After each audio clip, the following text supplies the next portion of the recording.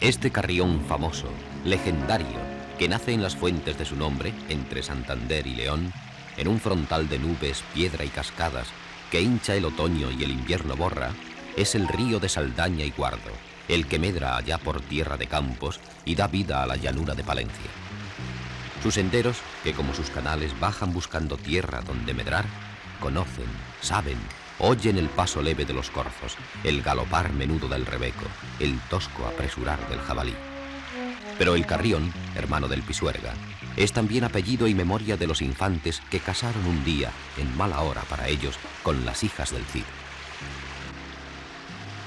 Así hablaban por entonces los infantes de Carrión. Cuánto crece en fama y bienes este Cid campeador. Si con sus hijas casamos, bien ganaremos los dos. No se lo dicen a nadie, solo esperan la ocasión.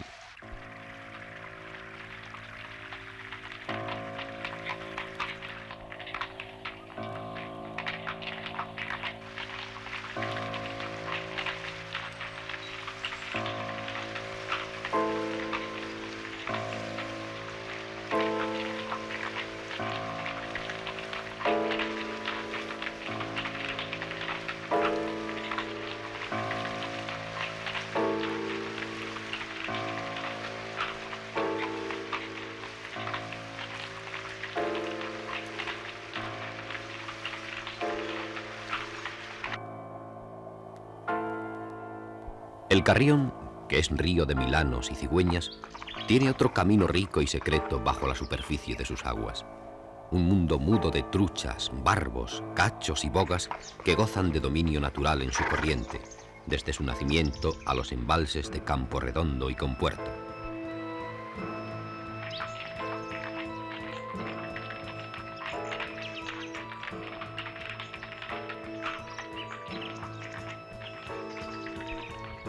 En torno a estos artificiales mares de la altura, la industria de la región o de las zonas vecinas ha despoblado pueblos que aún sobreviven en una especie de vida vegetal, viendo crecer sus muros en la maraña de hiedra y madreselva bajo el aliento cercano del agua detenida.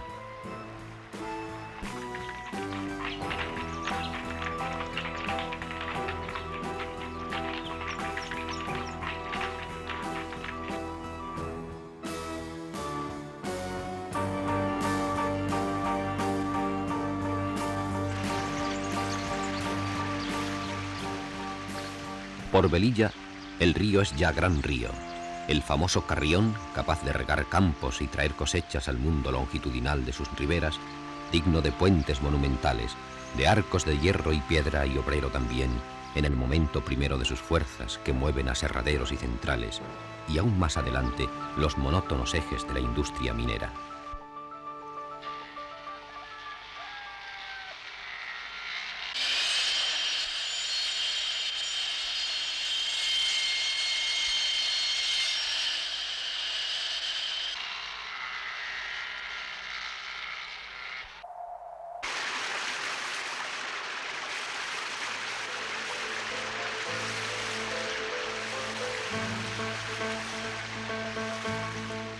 Por Guardo, el Carrión, maduro apenas, se hace de pronto viejo.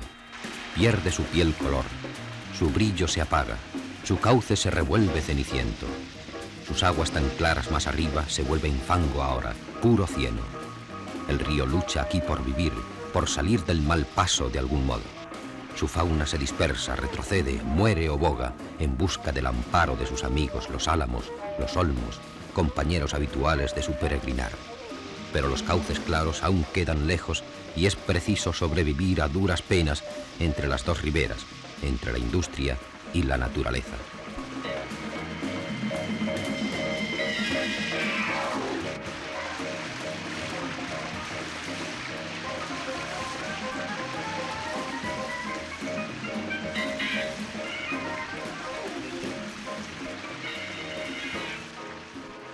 Al fin, como en el desenlace de tantos romances, el héroe, el río, escapa de la muerte que arrastra aún durante un tiempo breve, entre espumas y residuos, la fauna que muchas veces apenas llegó a nacer, la fauna de los que ya nacieron muertos.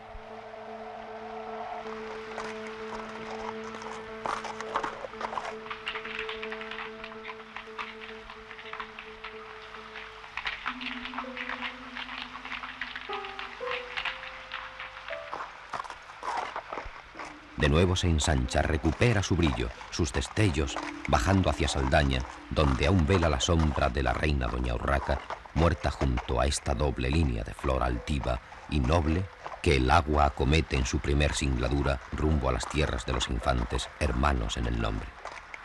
En tanto el Cid vencía a la orilla del mar, en Carrión los infantes tratan de lo que harán. Dijo uno: al rey Alfonso debemos visitar. A la corte llegaron para con él hablar. Una merced pidieron a su rey y señor. Si os place, le dijeron, pedidnos para nos a las hijas del noble, gran Cid campeador. Casaremos con ellas, será muy gran honor. En Saldaña, hoy, un colegio de orden no española busca para el mundo nuevas vocaciones. Este colegio se denomina Colegio San Francisco Javier. Fue fundado por los padres alemanes. Pertenecemos a la congregación de los misioneros combonianos, más concretamente Hijos del Sagrado Corazón, y fue fundado, como digo, en el año 1959-60.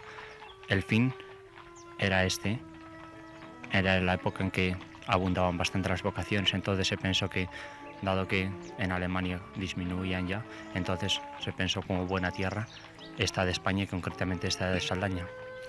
Con este fin entonces, y dado también que tenemos misiones en Perú, entonces podían a la vez que estudiaban, aprender el castellano, y entonces con este fin ya pasar de aquí directamente a las misiones de Perú.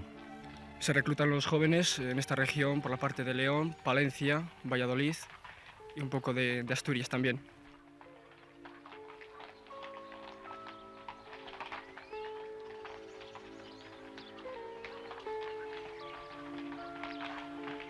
Nosotras pertenecemos a la tercera orden franciscana, que tiene el título de Franciscanas de Dillingen del Danubio, que fue fundado en 1241 en una ciudad junto al Danubio que se llama Dillingen, y de ahí la denominación de la congregación.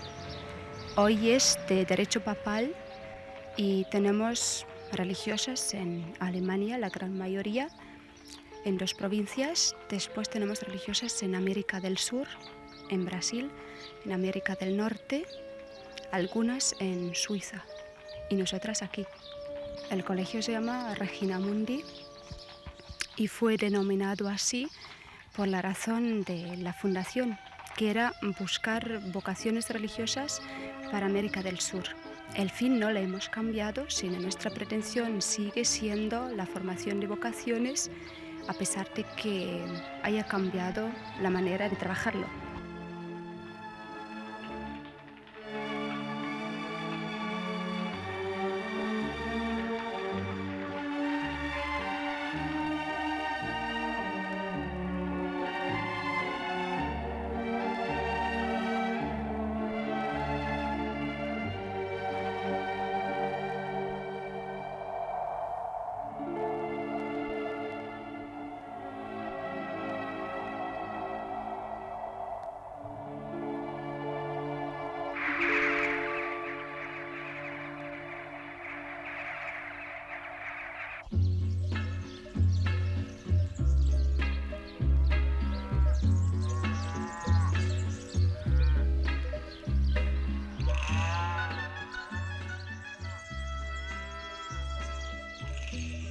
La economía agraria de Castilla y León fue en general en sus comienzos menos próspera que la musulmana.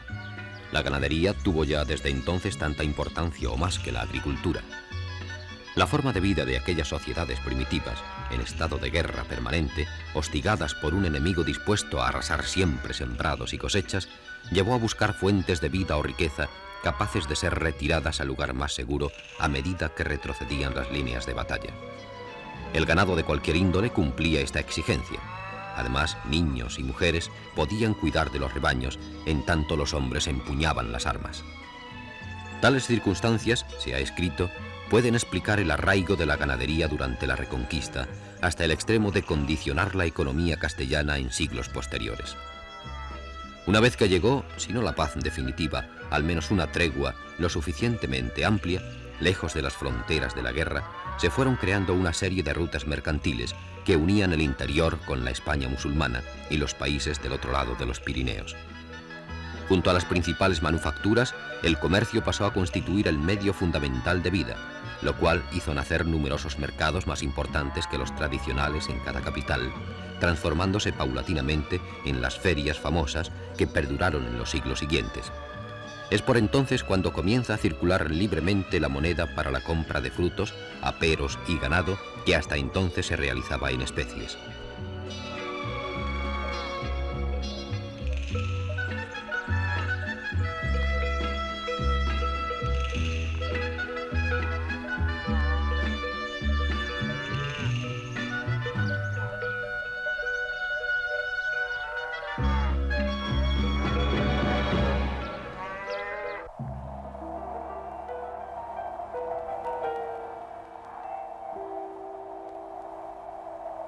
De toda esta riqueza pasada, poco queda en las márgenes del río que los siglos fueron transformando en las ruinas patéticas del monasterio de San Salvador, en Nogal de las Huertas, hasta donde parecen llegar aún el eco sentencioso de los versos de Jorge Manrique, nacido río abajo, no muy lejos de estos muros.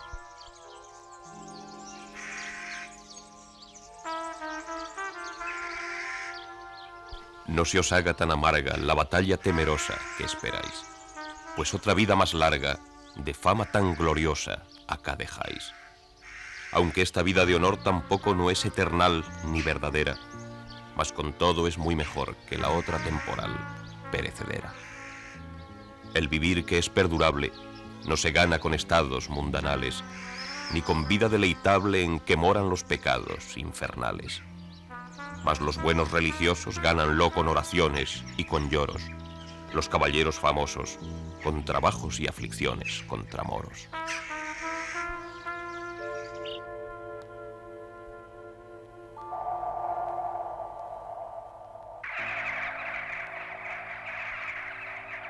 Cuando la voz del poeta se apaga sobre el río, otra presencia no menos poderosa toma el relevo. Es el marqués de Santillana, señor de Hita y Buitrago, hijo del almirante de Castilla, nacido en Carrión de los Condes, escritor y hombre de armas y personaje significativo de su tiempo. Hernando del Pulgar lo describe así en sus Claros Varones de Castilla. Fue hombre de mediana estatura, bien proporcionado en sus miembros y hermoso en las facciones de su rostro, de linaje castellano muy antiguo. Era hombre agudo y discreto y de tan gran corazón que ni las cosas grandes le alteraban ni en las pequeñas gustaba de entender.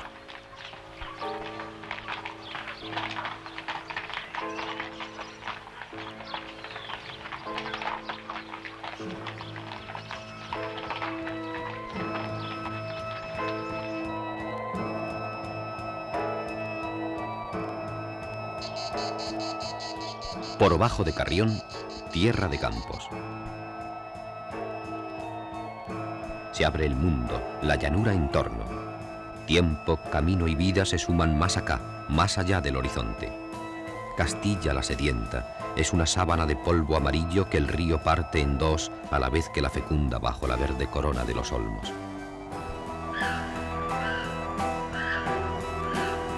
Villasirga espía la llanura desde el gran rosetón de su iglesia inconclusa, comenzada a alzar por los templarios y que guarda la famosa Virgen de las Cantigas, cantada por Alfonso el Sabio.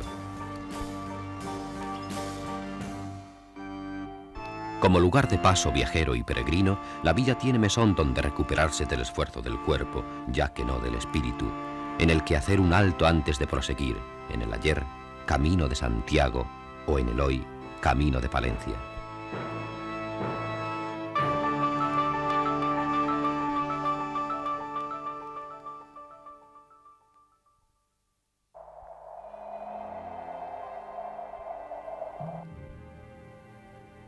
En el segundo de estos dos senderos ideales, es decir, el de la buena mesa, Villoldo guarda como tesoro histórico, esta vez del paladar, el secreto de sus famosos amarguillos, dulces, por paradoja, a base de almendra, buenos dientes para catarlos y horno de leña, a ser posible de chopo.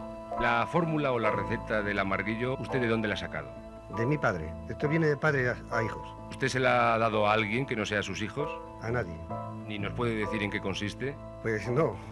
No, eso es una cosa que es de familia. Yo se la dejaré a un hijo. Si es que quiere, claro.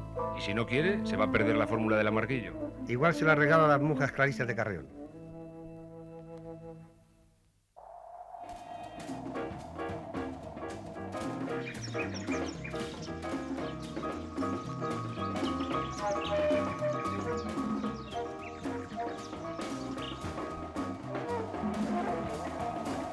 Más al sur, Calahorra nos acerca al canal de Castilla cuando el cultivo del trigo conoció una expansión considerable.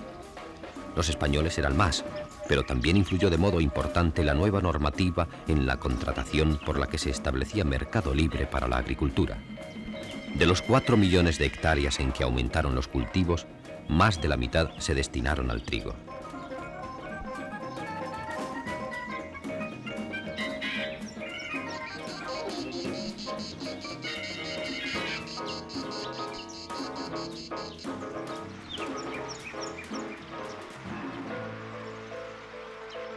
Por este sistema de esclusas salva el canal el río y sigue llanura adelante como aquel gran mar cereal que además de estas tierras abarcaba también las de Cuenca, Salamanca y Soria.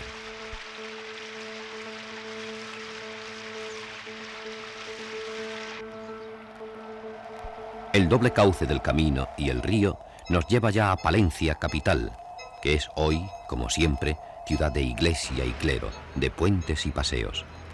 Fue sede de una escuela episcopal donde estudió, entre otros, Santo Domingo de Guzmán y de la primera universidad española. Tal como dice la leyenda de su escudo, Palencia viene a ser armas y ciencia, una vida a caballo entre el acontecer de sus días de guerra y el impulso estudioso de su muy nutrido clero. La ciudad, hecha también de comercio, río y miradores, a ambos lados de su larga calle mayor, tiene un perfil acogedor que no es de ahora, que ya fue anotado por viajeros de antaño. Hay ciertas villas en España no incluidas por el turismo en sus itinerarios habituales que a pesar de sus monumentos y tesoros siguen siendo casi desconocidas. Una de ellas es Palencia, una de las más bellas ciudades de Castilla la Vieja. Y sin embargo no es difícil llegar hasta aquí ni recorrer su provincia, donde el arte de toda índole sorprende al visitante. Esta ciudad castellana, que recomendamos a la atención de los viajeros, se encuentra a media hora de Venta de Baños, importante estación de la gran vía ferroviaria que une a España con Francia.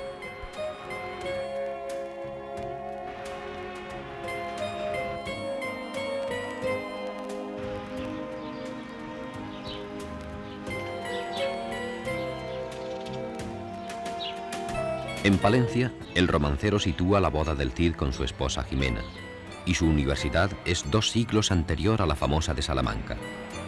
Su situación, con sus riberas, puentes y paseos, a los que las alamedas del Carrión dan sombra, hacen de ella un oasis en medio de las llanuras desiertas que la rodean.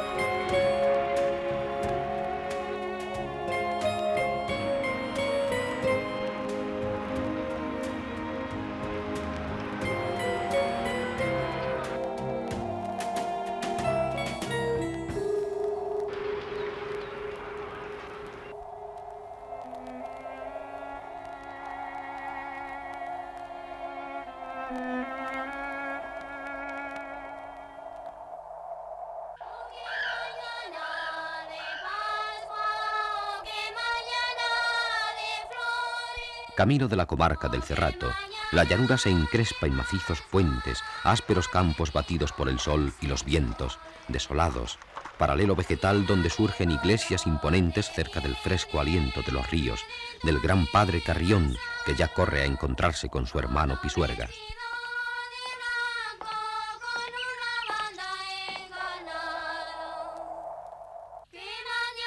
Y en el convento de Calabazanos, la anécdota. La cuna que vistiera un día la que luego sería Isabel la Católica. Aún más al sur, la brillante curva del río apunta a la más antigua basílica de España, San Juan de Baños, templo antiguo y nuevo a la vez, influido por el arte de Bizancio, vecino de la Trapa, donde entre recios muros aún campea el silencio. En Dueñas, como el Carrión, también tiene su final la historia de las hijas del Cid, repudiadas tras la afrenta de Corpes y vueltas a casar con los infantes de Navarra. Ved cómo crece la honra del que en buena hora nació. Sus hijas son ya señoras de Navarra y de Aragón. Así los reyes de España hoy del Cid parientes son, que todos en honra crecen por el que en buena nació. De esta vida pasó al fin el de Valencia, señor. Pascua de Pentecostés, Dios le otorgue su perdón. Así nos lo haga a todos, al justo y al pecador, que en este punto se acaba su leyenda y su razón.